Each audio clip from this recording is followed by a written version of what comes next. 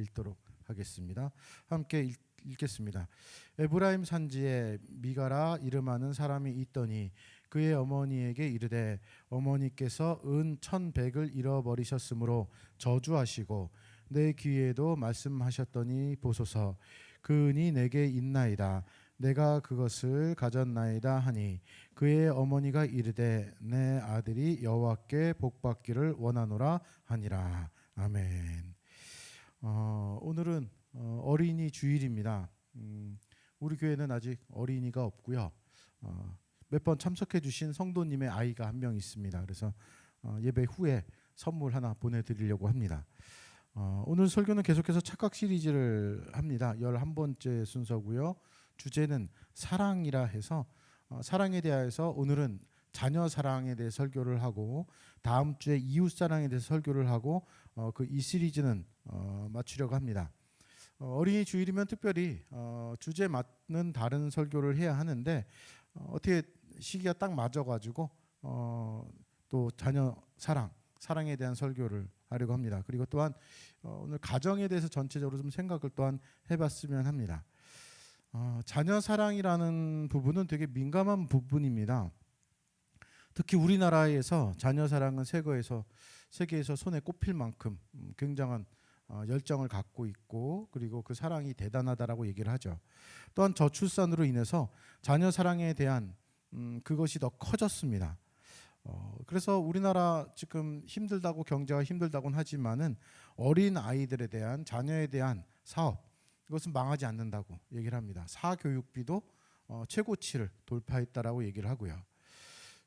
교회에서 어떻게 보면 하나님 사랑 다음에 이웃 사랑이라고 얘기는 하지만은 순위를 꼽는다라면 하나님 사랑 다음에는 자녀 사랑이 아닐까라고 혼자 생각해 봅니다. 그래서 가끔은 잘못된 것이지만은 하나님보다 자녀를 우선시하는 모습을 보이기도 합니다. 사랑하는 만큼 자녀에게 많은 것을 주지만은 그것이 옳은 것인가 아름다운 것인가 생각해 봐야 하겠죠. 또한 잘못된 좀 어긋난 사랑을 자녀를 또한 힘들게 망치기도 합니다. 부모의 사랑이 너무나 아름답고 가장 완벽에 가까운 사랑이라고는 하지만은 그 헌신된 사랑을 우리가 한번 점검해 봐야 되지 않을까라고 생각을 합니다. 무조건 용납하고 받아주고 채워주는 사랑만이 가장 아름다운 사랑이 아니라고 할 수 있기 때문에 그렇습니다. 자녀 사랑 좀 민감한 부분이지만은 꼭 짚고 넘어가야 될 필수적인 부분입니다. 그리고 착각이란 주제로 지금 오늘까지 11번째 설교를 하고 있지만은 하나님에 대한 착각에 이어서 가장 크게 착각하는 부분이 이 자녀 사랑 부분 또는 이 관계된 부분이 아닐까라는 생각이 들어요. 사실 우리 교회는 지금 시작하니까 그런 모습들이 많이 안 보이지만은 부모가 열심히 해서 자녀가 복받게 해달라는 이상한 믿음들이 우리 교회에 있습니다.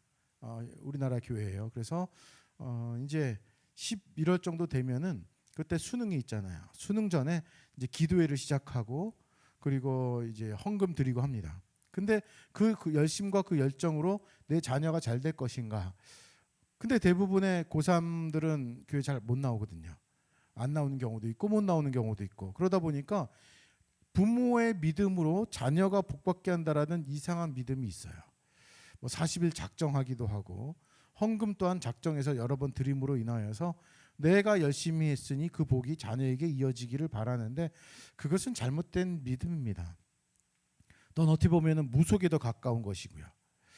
자녀의 사랑에 대하여서 민감한 부분이지만 우리가 얘기하고 짚고 넘어가야 될 것은 우리들의 절대적인 기준이 성경이기 때문에 그렇습니다. 그래서 성경에 비추어서 그것이 옳은가 그른가 하나님을 내 편으로 삼으려고 하는 것이 아니라 내가 하나님 편에 서야 된다라고 강조해 왔는데요. 그 말처럼 하나님 편에 서서 성경을 기준으로 자녀를 제대로 지도하고 가르치고 있는가 또한 우리 가정이 성경적인 기준 아래서 제대로 잘 지켜나가고 있는가 우리는 한번 생각해 봐야 합니다. 뉴스를 보니까 2024년도 출산율이 0.75명이에요. 2018년 0.96명에서 시작해서 지금까지 한 명을 넘질 못해요. 그러니까 계속 0점 몇몇 대예요. 점점 낮아지고 있고요. 다자녀 가구 기준도 자녀 3명에서 이제 2명으로 줄었습니다. 평균 가구 인원이 3명 이하로 떨어진 지는 오래고요. 2인 이하 핵 가구가 엄청 많은 부분을 차지합니다. 이러한 현실에서 가정은 굉장히 그 역할이 더 중요해졌고 커졌습니다. 자녀들에게 학교나 학원을 보내면서 지식을 많이 전달해 주는 것도 중요하지만 무엇보다도 사실 인성 교육이 중요하다라는 이야기를 많이 합니다. EQ, IQ 이런 얘기들을 하면서요. 그리고 그 인성 교육의 가장 중요한 곳은 사실 가정입니다. 그런데 가정이 잘 그렇게 역할을 감당하지 못하는 경우가 많이 있습니다. 가정이 바로 서지 못하면 미래를 기대할 수 없다라고 얘기를 하는데, 올바른 가정에서 올바른 자녀가 나온다. 그것이 완전히 맞다라는 정답이라고 얘기할 수는 없겠지만은 올바른 가정이기 때문에 또한 올바른 자녀들이 나올 수 있다라고 얘기할 수는 있습니다. 근데 현대 가정들은 올바른 가정, 이거를 조금 이 상담학 심리학적 용어로 따진다면은 기능적 가정이라고 얘기하는데, 기능적 가정보다는 옳지 못한 역기능적 가정들이 더 많아지고 있다라고 얘기를 합니다. 역기능적 가정이라는 말은 가족 구성원 간의 건강한 의사소통과 감정 교류가 일어나지 않는 가정을 일컫는 심리학적 용어입니다. 그래서 건강한 의사소통, 사실 요즘에 가정에서 대화한다는 것은 굉장히 힘들어지는 상황이고요. 게다가 감정의 교류, 감정을 서로 드러내지도 않는 그런 가정이 더 많아지고 있다. 그런 역기능적 가정이 더 많아지고 있다는 겁니다. 그보다 더 심각한 게 있습니다. 이런 역기능적 가정에 비해 더 심각한 것은 신앙이 이어지지 않는다는 거예요. 믿음이 강조가 되지 않고 신앙이 이어지지 않는 가정. 어떤가요? 여러분들의 가정은 기능적, 신앙적 가정인가요? 아니면 역기능적, 비신앙적 가정인가요? 사실 저도 가정을 이루고 있고 자녀들이 있기 때문에 오늘 설교는 되게 부담이 되는 부분이긴 합니다. 하지만 저도 저에게 하는 이야기라 생각을 하고 설교라 생각하고 이어나가려고 합니다. 성경에 나오는 역기능적 가정을 오늘 살펴보려고 하는데요. 오늘 본문에 등장하는 미가라 하는 사람의 가정이에요. 사사기의 뒷부분에 등장하는 이야기인데, 지난주도 사사기 설교를 했었는데, 사사들이 등장하다가 삼손을 끝으로 해서 사사는 사무엘서로 한 번 더 넘어가긴 합니다. 하지만은 사사기에 나온 사사는 삼손을 끝으로 해서 뒤에 2가지 이야기가 더 나옵니다. 첫 번째 이야기가 오늘 이야기고, 두 번째 이야기가 12토막 살인 사건의 이야기입니다. 두 이야기 다 사사시대가 얼마나 암울했던가 악했던가라는 것을 보여주는 이야기입니다. 그리고 첫 번째 이야기는 오늘 미가의 가정을 소개하고 있습니다. 오늘의 이야기의 시작은 이렇게 시작합니다. 에브라임 산지에 미가라 이름하는 사람이 있더니, 미가라라는 그 이름의 원문은 미카예후라고 얘기를 합니다. 원어 히브리어는. 이 뜻은 누가 여호와와 같으랴 해서 이거를 좀 의역한다면은 여호와 같은 분은 이 세상에 없다라는 뜻이에요. 그러니까 굉장히 믿음이 좋은, 신앙이 좋은 뜻입니다. 여호와 하나님이 가장 높으시고 그분이 전부다, 그분밖에 없다라는 뜻의 이름을 가진 미가입니다. 히브리 사람들은 이름을 지을 때 그 이름의 의미를 굉장히 깊이 담아요. 그렇게 되기를 원하는 것이 있었겠죠. 그래서 이름의 뜻을 찾아보면 그 사람의 인생을 볼 수도 있을 때가 있습니다. 우리나라도 그거는 동일하게 많이 그렇게 이름의 뜻을 넣습니다. 2절 한번 볼까요? 2절 여기 비쳐 있으니까요. 그의 어머니에게 이르되 어머니께서 은 1,100을 잃어버리셨으므로 저주하시고, 이렇게 나옵니다. 이 미가의 가정에 문제가 하나 발생합니다. 무슨 문제냐면은 미가의 어머니가 옛날에 미가 어미라고 했었는데, 예전 성경에는 미가 어머니가 돈을 잃어버립니다. 은 1,100을 잃어버렸다, 이렇게 나옵니다. 근데 잃어버린 미가 어머니가 저주했다라고 얘기를 하는 거 보면은 그냥 분실한 것, 본인이 어디 놔뒀다 잊어버린 것이 아니라 누군가 가져갔을 것으로 추측한다라고 볼 수 있습니다. 은 1,100은 이건 굉장히 큰 돈입니다. 이 돈이 언제 또 등장하냐면은 성경 그냥 제가 이건 읽어드릴게요. 사사기 16장 5절에 보면은 삼손을 블레셋 사람들이 잡아내려고 해요. 그래서 현상금을 겁니다. 현상금을 거는데 얼마를 거냐면은 우리가 각각 은 1,100개씩을 주겠다, 이렇게 나와요. 그래서 은 1,100개가 여기서 등장하는데, 이거는 지금으로 따지면은 억대 수준입니다. 이것을 가지고 이제 사람들이 또 재밌게 추측하기는 삼손 이야기하면 꼭 등장하는 여인이 있죠. 드릴라. 드릴라가 아마 이 돈을 받았을 것이고 혹시 미가의 어머니가 이 드릴라가 아닐까라고 추측하기도 하는데 근거가 아주 희박합니다. 그러니까 뭐 그거는 이것은 아니지만 중요한 건 은 1,100개가 등장합니다. 이 돈이 또 얼마나 큰 돈인가? 사사기 17장 10절에 보면 이런 말씀이 있거든요. 미가가 그에게 이르되 내가 나와 함께 거주하며 나를 위하여 아버지의 제사장이 되라. 내가 해마다 은 10개와 한 벌과 옷 한 벌, 의복 한 벌과 먹을 것을 주겠다라고 이 미가라는 사람이 나중에 제사장을 고용하거든요. 근데 연봉이 은 10개예요. 은 10개라면은 은 1,100개라면 110년이죠. 그만한 일입니다. 그런데 아마도 이거는 뭐 조금 주는 것이기 때문에 그렇다 치는데 다른 이 자료들을 찾아보면은 대충 계산해 보면은 최소한 7년 정도의 연봉이 된대요. 그러니까 굉장히 큰 돈이죠. 은 100g 따져서 그 정도의 그람수라면은 노동자의 한 7년 정도의 연봉이 정도 된다. 이거는 얼마나 큰지 여러분 대충 아실 겁니다. 몇 억 정도 되는 큰 돈입니다. 근데 이 엄청난 돈을 미가의 어머니가 도둑 맞은 거예요. 미가의 어미가 돈을 잃어버렸을 때 아마 하늘이 노래졌겠죠. 현대로 따진다면 보증 잘못 썼다가 집이 그냥 날아가는 것, 정말 통장에 있는 돈이 이번에 뭐 SKT가 이 유심 해킹 때문에 난리 났지만은 해킹돼 가지고 내 통장의 돈이 다 없어진 것, 그것하고 비슷할지도 모릅니다. 이 돈이 어디 났는지는 모르겠어요. 다만 뭐 큰 돈이라는 것, 그리고 모르죠. 혹시 미가의 아버지가 유산으로 이거 가지고 먹고 살아 하고 줬는지도 모르고요. 아무튼간 미가의 어머니 입장에서는 이것이 생명 같은 돈입니다. 잠시 생각해 볼 필요가 있는데요. 미가 조금 전에 살펴본 그 구절에 보면 제사장을 고용했다라고 나왔는데 제사장을 고용하면서 이런 말이 나오거든요. 미가가 내 아들처럼 내가 여기겠다. 그 아들도 또 나중에 처음에는 제사장처럼 여기는 내용이 나온 거 보면은 미가가 결코 어린 나이는 아니에요. 그러니까 뭐 오늘 어린이 주일이긴 하지만은 어린이가 엄마의 돈을 그냥 훔친 것 정도는 아닙니다.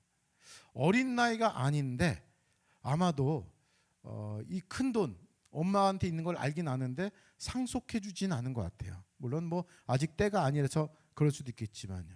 아무튼간 미가에게 불만이 있었을 것으로 추측해 볼 수는 있습니다. 집안의 모든 돈을 어머니가 쥐어잡고 있었고 아들은 결혼해서 아이까지 있지만은 그만큼의 대우를 받지 못했지 않았을까라는 거예요. 그래서 미가 어머니가 아마 돈에 대한 애착이 많이 있었지 않았을까라고 해석하기도 합니다. 추측하는 내용입니다. 그런 것을 추측하고 있다라면은 그녀가 은 1,100개라는 큰 돈을 잃어버렸을 때 얼마나 열받았을지 상상할 수 있어요. 거의 미쳐서 날뛸 정도겠죠. 그래서 은 1,100을 잃어버리고 나서는 저주합니다. 찾아도 돈이 나오지 않으니까 저주해요. 그 당시에 수표가 있던 것도 아니고 은 1,100개면은 굉장히 큰 양인데 많은 양인데 어디 사라질 것도 아니고 이건 분명히 누가 훔쳐간 거다라고 저주를 하는데 그 저주가 대단했던 것 같습니다. 우리나라 저주 같은 거 보면은 육체적인 것들이 참 많아요. 뭐 강당에서 그런 얘기하면 좀 그렇지만은 뭐 빌어먹을 그 능지처참 뭐 지랄 이런 거 있잖아요. 이게 다 육체적인 부분하고 관계되어 있는데 외국욕은 좀 달라요. 우리나라도 외국욕 많이 쓰는데 교회에서 금지된 용어지만은 미국 서양 욕 중에서 뭐 고투엘 이런 거 들어보셨나요? 갓댐 뭐 이런 거 들어보셨을 텐데 이거는 보통 우리나라로 번역할 때 그냥 뭐 빌어먹을 뭐 이 정도로 번역하지만은 그 의미를 따져보면 지옥이나 가라 그냥 그 말입니다. 갓댐 이것 우리들이 말하기 참 민망한 얘기입니다. 저도 이 자리에서 말하면 안 되는 얘기인데 지옥에 갈 뿐만 아니라 영원히 지옥에서 살아라는 그런 의미를 담고 있어요. 넌 지옥에서 영원히 살 놈이야 이런 거예요. 이런 용어 쓰면 안 됩니다. 영적인 의미가 담겨진 거예요. 그러니까 육체적인 죽음이 여기서 끝나는 것이 아니라 죽은 다음에도 그 다음에도 저주받아라 이런 뜻이에요. 그러니까 이런 저주가 어디 있겠어요. 그냥 너 건강이 안 좋아졌으면 좋겠다 뭐 이런 정도가 아닙니다. 건강이 안 좋아져서 죽어도 죽은 다음에도 영원토록 저주받아라 이런 뜻이에요. 그러니까 굉장히 무서운 얘기입니다. 근데 아마도 미가 이 어미란 말이 더 익숙해져서 예전 성경에 이렇게 돼 있어서 그런 저주를 하지 않았을까. 그냥 웬만한 저주는 아니었을 겁니다. 왜냐하면은 그 저주를 듣고 엄마 돈을 1,100개나 훔쳤으면은 1,100개를 훔쳤으면 얼마나 대담한 거겠어요. 그걸 훔쳤음에도 불구하고 그 저주를 듣고 실토할 정도의 저주예요. 그 저주는 굉장히 대단한 저주죠. 처음에 잃어버렸을 때 어땠을까요? 큰 돈을 잊어버렸으면 온 집안이 발칵 뒤집혀졌을 겁니다. 모두가 그 사실을 알고 있었을 거예요. 미가의 엄마가 열심히 찾을 때 미가도 찾았을지 모릅니다. 아마 찾았겠죠. 온 집안이 난리 났으니까요. 그런데 그 찾을 때만 해도 얼굴에 철판 깔고 나는 아니야라는 표정으로 나도 열심히 찾았습니다. 그런데 엄마가 저주를 해도 이런 저주를 할 수가 없어요. 듣기에 정말 끔찍합니다. 뭐 지옥에서 영원히 살아 이거보다 더 심했을 것 같아요. 그랬더니 큰일 났네. 그러고 나서 2절에서 얘기 나오죠. 어머니에게 이르되 어머니께서 은 1,100을 잃어버리셨으므로 저주하심으로 내 귀에도 말씀하셨더니 보소서 그 은이 여기 내게 있나이다 라고 실토를 합니다. 내가 그것을 가졌나이다 라고요. 미가는 돈을 훔쳤고 돈 줄 마음은 없었는데 어미의 대단한 저주로 인해서 실토합니다. 그런데 그 다음 구절이 사실 기가 막힌 구절입니다. 그러니까 이게 우리들이 성경을 읽을 때 차분차분하게 좀 특히 구약은 상상하면서 읽어야 되는데 그냥 막 읽다 보니까 그냥 쑥 넘어가는데요. 보십시오. 2절 하반절 보면요. 내가 그것을 가졌나이다 하니 그의 어머니가 이르되 뭐라고 나와요? 내 아들이 여호와께 복 받기를 원하노라 라고 나옵니다. 우리는 아무 감정의 요동 없이 읽지만은 이것이 얼마나 웃긴 얘기인가. 뭘 잘해서 복 받기를 원한다라고 얘기했을까요? 정직하게 돈을 돌려줘서요. 저주를 한 그 여인은 그 저주를 상쇄하기 위해서 아마 복 받기를 원한다라고 얘기한 것처럼 보이기도 합니다. 저주를 취소하거나 말이 씨가 되면 안 되기 때문에 취소하거나 또는 정말로 이 저주가 실제로 일어나면 안 되기 때문에 그냥 취소하듯이 얘기하는 거겠죠. 사실 미가는 복 받을 일이 없어요. 엄마 몰래 돈 훔쳤습니다. 집안이 난리 법석에 뒤집어져도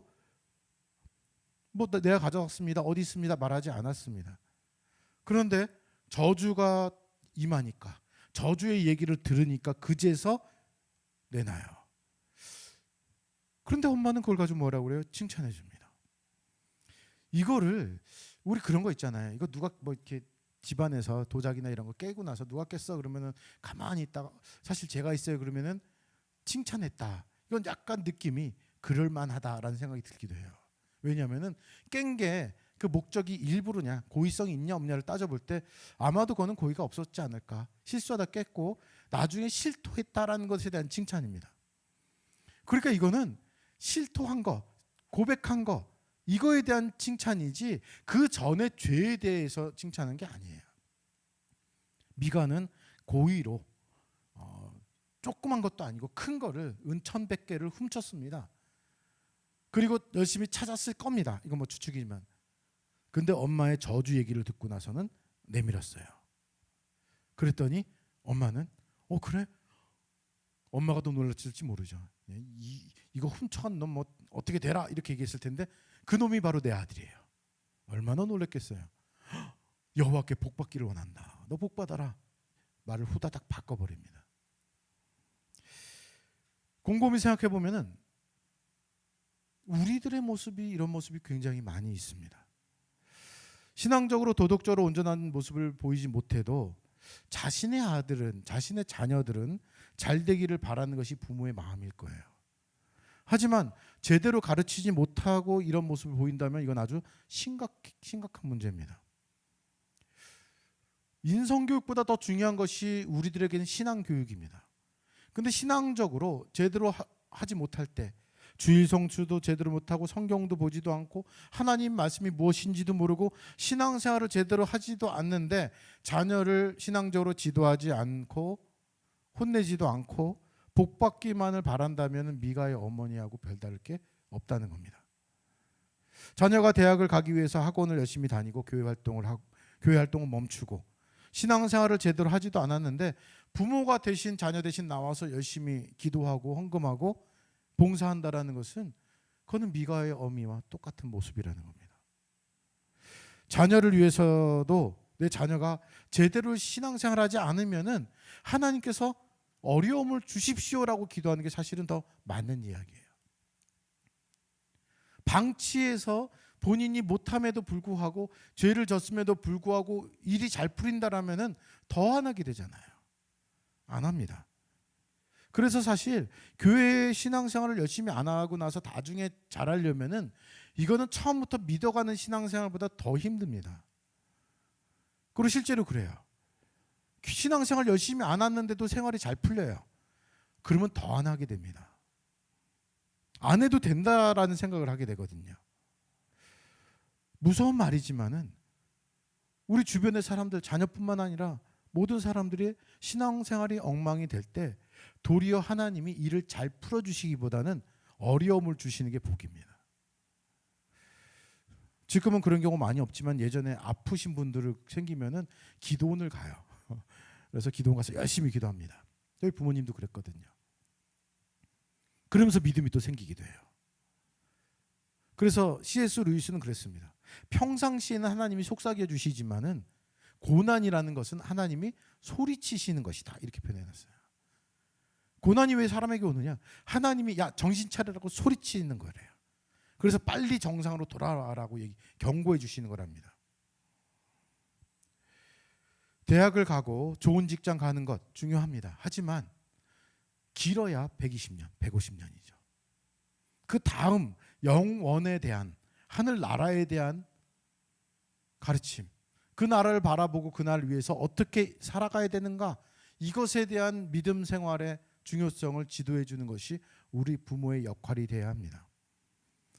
미가의 어미는 당장 자신의 아들이 저주받을까 봐 걱정하고 훔친 도둑질한 것에 대한 책망보다는 여호와께 복받기를 원한다라는 모순된 이야기를 합니다. 그래서 이 돈으로 어떻게 그 일을 풀어나가는가? 3절과 4절입니다. 한번 보시죠. 미가가 은 1,100을 그의 어머니에게 도로 줍니다. 그리고 그의 어머니가 이르되 내 아들을 위하여 한 신상을 새기며 한 신상을 부어 만들기 위해 내 손으로 이 은을 여호와께 거룩히 드리노라. 이렇게 나와요. 이게 굉장히 아주 웃긴 얘기예요. 물론 아마도 추측하기로는, 오늘 추측이 많은데, 미가의 어미는 미가한테 물어봤을 거예요. 너 이 돈 왜 가져갔어? 그러면 아마 미가가 이런 얘기를 했는지도 모릅니다. 그 돈으로 신상을 만들고 에봇이나 드러빔 만들어서 신을 섬기는 거거든요. 근데 이거는 문제가 심각한 거긴 합니다. 좀 이따 말씀드리고, 그렇게 해서 그것을 가지고 복받기를 원했는지 모릅니다. 그런데 이 내용을 보면 되게 웃긴 것이, 이건 제가 거기 안 적어놨는데 제가 읽어드릴게요. 신명기 7장 25절에 보면은 너는 그들이 조각한 신상들을 불사르고 그것에 입힌 은이나 금을 탐내지 말며 취하지 말라라고 나와요. 이건 하나님께서 가증히 여기는 것이다. 그러니까 신상을 만드는 것, 심지어 이것이 하나님이다라고 생각하고 만드는 모양들, 형상들은 하나님이 가증히 여기는 거예요. 십계명에도 적혀 있고요. 하나님이라고 여겨지는 어떤 모양을 만들지 말라고 얘기를 합니다. 그랬는데 뭐라고 나와요? 내 아들을 위하여 신상을 생기고 신상을 부어 만들기 위해서 이 은을 여호와께 거룩히 드리겠습니다 라고 나옵니다. 좀 심하게 얘기하면 이런 거죠. 교회 헌금하면서 뭐라고 헌금 제목에 적어요? 불상 100개 만들겠습니다, 이런 거죠. 말도 안 되는 얘기입니다. 근데 거기 또 여호와의 이름 꼭 들어가요. 그러므로 내가 이제 이 은을 내게 도로 주겠다라고 나오거든요. 뒤쪽 보면은 아마도 미가가 그것을 하려는 계획이 있었다는 것을 들었는지 모른다는 추측이 여기서 나옵니다. 야, 그런 거 네가 만들려고 했어? 나도 만들려고 했어. 어차피 여호와 하나님께 드려서 이렇게 만들 거였으니까 너한테 다시 줄게. 그랬더니 4절 보시면 이렇게 나오죠. 미가가 그 은을 그의 어머니에게 도로 주어요. 삐졌는지 뭔지 모르겠어요. 다시 그 은을 다시 줍니다. 그랬더니 어머니가 아들의 마음을 풀어주기 위한 건지 뭔지 몰라도 은 200개를 가져다가 한 신상을 생기고 부어서 만듭니다. 그래서 그 신상이 미가의 집에 있더라라고 나와요. 이거 맨 마지막 구절, 오늘 6절까지 보면 마지막에 이런 거 나오거든요. 그때 이스라엘의 왕이 없으므로 각각 자기의 소견에 옳은 대로 행했다라고 나오는데, 이거를 이 멋지게 부드럽게 쓴 거죠. 자기 소견에 오른 대로 뭐예요? 그냥 좀 심하게 자기 꼴리는 대로 이런 거예요. 하고 싶은 대로 해요. 어떻게 해요? 하나님께 헌금하고 그 헌금으로 뭘 만들어요? 우상을 만들잖아요. 이거 아주 웃긴 얘기입니다. 믿음이 있는 것 아니죠. 왜 만들어요? 자녀를 위해서. 하나님께 복 달라고 얘기를 하면서 하나님이 싫어하시는 것을 골라 하면서 복 받는 것을 원합니다. 신상도 만들고 에봇도 만들고 드라빔도 만들고 그것을 통해서 복 받기를 원합니다. 미가는 아마 이 일을 하기 위해서 꾸미고 돈을 훔쳤을 것으로 보여지고 어미는 그 이야기를 듣고 그렇게 소원을 들어주죠. 근데 그것이 성경적이냐? 아니, 하나님의 뜻과 부합된 이야기냐? 아니에요. 미가의 어미의 이 상황, 그 사람을 보면은 돈에 대한 애착도 있어 보이고 저주의 말을 얼만큼 심하게 했는지 모르지만 굉장히 강한 사람으로 보이기도 합니다. 근데 그에 못지않게 무엇이 강해요? 아들에 대한 사랑이 강합니다. 아들을 위해서 신상을 만듭니다. 그냥 한마디로 막 나가요. 막 나갑니다. 신상을 만드는 것, 우상을 만드는 것, 그것을 얼마나 하나님이 싫어하시는지를 알지만은 그들은 그 일을 합니다. 그 일을 해서 복받기 위해서요. 여호와께서 가증히 여기는 그 일을 미가의 어미가 미가를 위해서 합니다. 아들에 대한 사랑은 너무나 큰지 모르지만은 아들을 망하게 하는 길입니다. 이제 마지막 구절 한번 볼까요? 5절 6절인데요. 그 사람 미가에게 신당이 있으므로 그가 에봇과 드라빔 만들고 한 아들을 세웁니다. 그의 제사장으로 삼습니다. 그리고 이 모든 것들을 왜 그랬을까라는 답으로 6절에서 답을 얘기를 하죠. 그때에는 이스라엘의 왕이 없었으므로 사람마다 자기 소견에 옳은 대로 행하였더라. 내가 생각하기에 이것이 좋다라면 하는 겁니다. 교회도 이런 거 있거든요. 우리 교회는 새벽 기도가 없지만요. 새벽 기도에 자기 자리가 있어요. 그리고 이거는 공적으로 말할 건 아니지만은 재미있게도 만약에 어느 분이 어느 자리에서 기도하는데 기도가 잘 들어줬다 그러면 그 자리 다 앉으려고 합니다. 효용 있는 자리들 그런 거 있거든요. 교회 다니는 사람끼리도 뭔가 하면은 된다라는 얘기를 들으면 합니다. 목회자들도 그런 거 있었습니다. 예전에 제가 아는 선배 중에 한 분이 40일 금식 기도한 적이 있습니다. 신학교 때 잘못하면 죽어요 진짜 40일 금식 기도는. 그런데 이 40일 금식 기도를 하면서 사실 많은 사람들이 가지고 있는 잘못된 목회자들이 갖고 있는 생각 중에 하나는 그렇게 하면은 풀린다는 거예요. 잘 된다. 교회가 부흥한다. 이게 무속신앙이에요. 하나님께 내가 귀한 것 주고 하나님은 거기 걸맞는 것을 주셔야 됩니다라는 협박이죠. 거래입니다. 해주십시오라는 거예요. 내가 이만큼 신당도 차리고 뭐도 하고 했으니까 주셔야 됩니다. 그거 누구 생각이에요? 아니요. 하나님 생각이 아니라 자기 소견이에요. 그냥 이렇게 했더니 효용이 있더라 이런 거죠. 그러다 보니까 성경적이지도 않고 하나님이 원하시지 않는 것임에도 불구하고 합니다. 이 미가 이야기는 오늘은 이 자녀 사랑 쪽에만 초점을 둬서 여기서 끝내지만은 미가 이야기는 뒤로 갈수록 가관입니다. 그래서 사사기를 어려운 말로 하향 나선형 구조라고 얘기를 해요. 왜냐하면은 밑으로 점점 꼬아서 내려갈수록 더 죄악 가운데 있는, 더 죄짓는 아주 참혹한 지경을 보여주는 게 사사기입니다. 이 뒤에 내용 짧게만 말씀드리면은 미가가 제사장으로 지나가는 레위인 잡아서 삼습니다. 아까 연봉 줬다 말씀했는데 그 사람을 제사장으로 삼아요. 근데 때마침 단지파가 자기 땅을 더 얻기 위해서 그 지역을 지나가다가 이 미가 집에 들려요. 봤더니 제사장도 있고 신상도 있고 에봇도 있고 드라빔도 있어요. 그래서 레위인을 또 꼬셔요. 야, 네가 한 집안에 가정의 제사장 하는 것보다는 한 지파의 제사장 하는 게 낫지 않겠어? 꼬십니다. 그래서 또 데려가요. 미가가 열받아요. 쫓아가요. 야, 왜 마음대로 가져가? 얘기하고 나서 보니까 내가 가진 것보다 저 사람이 더 강력하거든요. 싸우면 질 것 같아요. 그랬더니 그냥 깨갱하고 돌아오는 얘기가 끝입니다. 제가 깨갱했지만은 진짜 개판이에요. 막 나갑니다. 미가의 행동을 보면은 그냥 막 합니다. 무엇이 옳은지 그른지 몰라요. 그러다가 제사장 뺏기고 이러고 나서 나중에 또 쫓아가서 싸우려고 하다 보니까 상대방이 세 보이니까 그래 하고 다시 돌아오는 미가의 모습.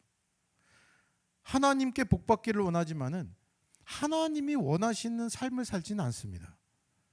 그냥 잘 살고 부자 되기 위하여서 열심히 살아요. 미가가 정말 생각이 있는 사람일까? 왜 이렇게 막 나갈까? 오늘 이런 얘기하면 참 뭐 저도 찔리고 다들 좀 마음이 그럴 텐데 아주 중요한 사실을 발견할 수 있죠. 제가 지금 미가로 얘기했지만은 조금 전까지 누구 얘기로 초점을 많이 뒀어요? 미가의 어미의 얘기를 많이 했잖아요. 미가가 왜 이런 모습을 할까? 누구 닮아서 그래요. 꼭 부모 때문에 자녀가 이렇게 된다 할 수 없지만은 사실 오늘 이걸 보면은 미가 엄마의 닮은 꼴입니다. 엄마가 그렇게 했고 아들도 똑같이 그래요. 미가와 미가의 어머니는 닮은 꼴입니다. 닮지 않을 수가 없죠. 그렇게 해서 그렇게 살아와서 은 1,100개나 있다. 그렇게 해도 되나 보다 이건 거죠. 무서운 말입니다. 미가의 잘못 그리고 그 잘못에 대한 그런 책임 또 벌을 받는다면은 미가에게 없다라고 얘기할 수는 없습니다. 당연히 미가도 잘못한 겁니다. 그런데 미가는 엄마를 닮았어요. 어머니를 통해서 그렇게 배웠다라고 얘기할 수도 있습니다. 제대로 신앙생활 안 해도 하나님께 복 빌 수 있고 복 받을 수 있다라는 것을 배우면은 안 하게 됩니다. 그 복이라는 기준도 다르기도 하고요. 하나님을 아는 지식보다 세상을 원하는 지식이 더 중요하다라고 미가의 어머니를 통해서 배운 거예요. 미가 잘못하는 것 없다라는 건 아닙니다. 미가 잘못했습니다. 하지만 어머니의 영향이 컸다라는 겁니다. 그리고 마지막 절에 아까 봤듯이 여러분 봤지만은 그때 이스라엘의 왕이 없었다. 각각 자기 소견에 오른 대로 행했다. 이스라엘의 왕이 없었나요? 아니에요. 하나님이 그들의 왕이었습니다. 그러니까 하나님의 법대로 살아야 되는데 그 법이 아니라 내 멋대로 하고 싶은 대로 했다는 겁니다. 그래서 그 모자는 자기 소견에 오른 대로 개판으로 삽니다. 미가의 어미처럼 돼서는 안 되겠죠. 아버지, 어머니, 자녀 이런 관계 속에서 이런 모습은 아주 역기능적 가정의 대표를 보여주고 있습니다. 영어 한 단어, 수학 한 문제보다 하나님을 먼저 알아야 하고 돈을 많이 벌고 어떻게 벌고 어떤 아파트, 큰 아파트에 사는 것보다 하나님 앞에서 내가 바로 서 있는가를 점검하고 찾아봐라고 얘기해야 될 사람들이 우리들이 되어야 합니다. 부모가 된 사람은 미가의 모습을 자신의 모습과 비춰봐야 할 것이고요. 부모가 되기 전이라면은 미가의 모습과 한번 내 모습을 투영시켜봐야 될 필요가 있습니다. 역기능적 가정에서 자랐다면 그것을 빨리 끊어야 되겠죠. 그리고 내 자녀가 역기능적 가정에서 자라나지 않도록 해야 합니다. 특히 믿음에 있어서요. 가정의 소중함, 그 가정이 제대로 자라기 위해서는 무엇보다도 오늘 미가의 모습을 보면서 반면교사로 삼아서 이런 모습을 가져서는 안 되겠죠. 어떠한 상황 속에서도 하나님이 왕이시고 그리고 그 말씀에 비추어서 손해를 본다 하더라도 정직하게 하나님의 뜻대로 살아야 된다라고 가르쳐야 합니다. 사실 이거는 부모의 갈등이 제일 크죠.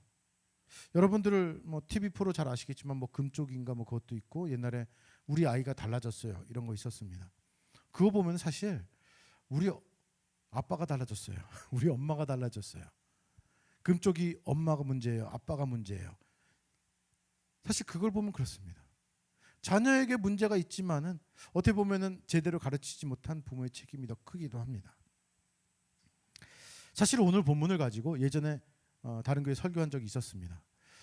저 이 설교하고 나서 성도들의 시선, 그 차가운 시선을 정말로 느꼈어요. 친했던 분인데도 불구하고 예배 끝나고 나서 이제 저를 잘 보지 않고 그냥 가시더라고요. 인사도 안 하시고. 그 느낌을 알아요. 저도 설교하면서 지금 느끼니까. 사실 저도 아이들 이제 고등학교 중학생 가르치면서 와, 현실은 이렇구나라는 걸 더 철저히 느낍니다. 그런데 절대로 놓쳐서는 안 될 것은 신앙, 믿음, 하나님이에요. 그것을 놓치면은 회복하기가 너무 힘듭니다. 미가의 어미처럼 되지 말아야죠. 반응이 차가워도 저 스스로도 민망하더라도 할 말은 어쩔 수 없이 해야 합니다. 특히 5월 가정의 달이에요. 그래서 이거는 누구에게 적용하지 마시고 내 자신에게 적용하십시오. 이 얘기하면서 저는 이 자리에서 여러분들에게 얘기하지만은 여러분들은 또 다른 사람을 생각하지 마시고 내 자신을 생각해 봐야 되겠죠. 성도들이 싫어하는 내용이지만은 그리스도인으로서, 부모로서 또는 자녀로서 이 역기능적 가정인 미가의 가정처럼 되지 말아야 합니다. 나중은 없습니다. 가끔 우리 나중 얘기하거든요. 좀 지나서 좀 나아질 거야. 좀 지나서 믿음 생활을 하지.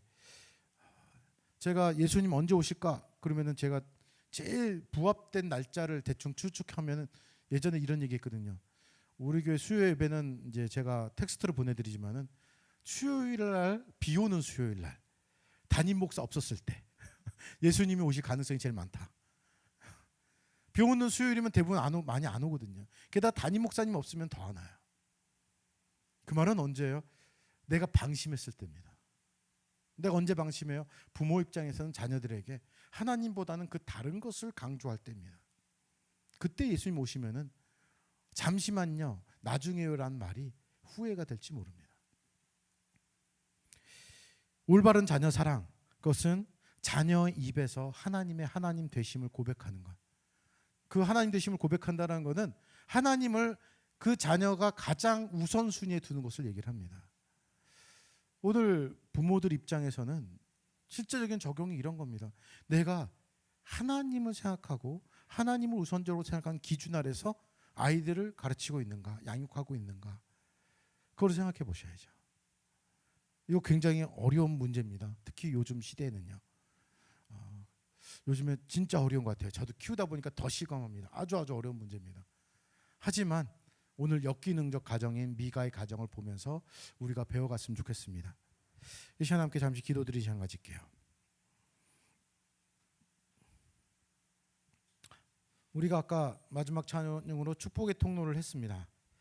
내 자녀가, 내 부모님이, 내 아내가, 내 남편이 하나님의 언약 안에 있는 축복의 통로가 되기 위하여서 어떻게 해야 할까? 우리 가정의 회복이 먼저 필요합니다. 어떤 회복이요? 우리 가정에 가장 중요시 되는 우선순위가 되는 분이 하나님이신가? 어떤 결정을 하더라도 하나님께 이익이 되는 쪽으로 내가 결정하고 있는가? 하나님의 마음으로 자녀를 바라보고, 하나님의 마음으로 부모님을 바라보고, 하나님의 마음으로 남편과 아내를 바라보고 있는가? 그리고 정말 남편이, 아내가, 부모님이, 자녀가 하나님을 더 잘 섬기는 방향으로 노력하고 있는가 한번 생각해 보면서 오늘 미가의 가정처럼 되지 않기 위해서 기도하는 시간, 설교 생각하면서 잠시 기도하는 시간 갖겠습니다. 함께 기도하겠습니다.